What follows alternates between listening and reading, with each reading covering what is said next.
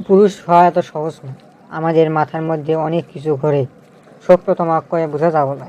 তারপর আমি চেনা করি, শোনো, আমরা বেড়াচোরা বউয়ের সামনে যদি মায়ের সাথে ভালো করে কথা কই, তাহলে তোরা বউয়েরা সহ্য করতে পারিস না।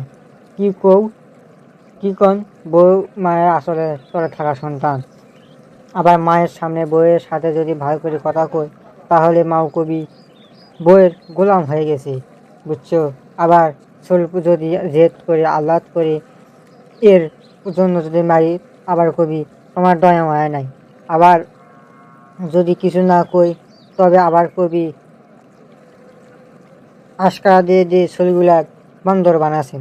আবার কবি বইয়ের এদিকে বউ যদি চাকরি করায়, তাহলে কবি দেখ বইয়ের কামে খায়। আবার ওদিকে সারাদিন ঘুরে বেড়ায়, চার দোকানে আড্ডা মারে, এলা কবি। আবার চাকরি যদি না করায়, তাহলে কবি এই মডার্ন যুগে শিক্ষিত বউ চাকরি করে না, তা কি হয়?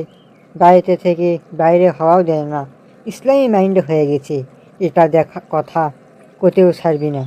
সারাদিন ঘরের বাইরে থাকি, তাহলে কবি ফাদার মা হয়ে গেছে। কোনো কাম কাজ করে না, নেশা করে নাকি আল্লাহ জানে। সারাদিন আসে না, ঘুরে বেড়ায়, আড্ডা দেয়। আবার ঘরের ভিতরে থাকলে কবি বেকার, সারাদিন বসে থাকে, কাজ কাম নাই।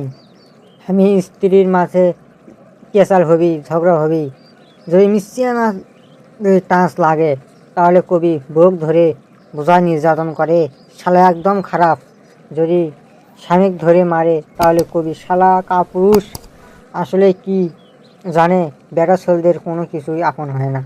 পুরুষ না হওয়া পারে বাপ মায়ের ভালো সন্তান, আবার না হওয়া পারে ভাই বোনের ভালো ভাই। পুরুষ না হওয়া পারে ভালো স্বামীর, না হওয়া পারে বাপ মায়ের ভালো বাপ।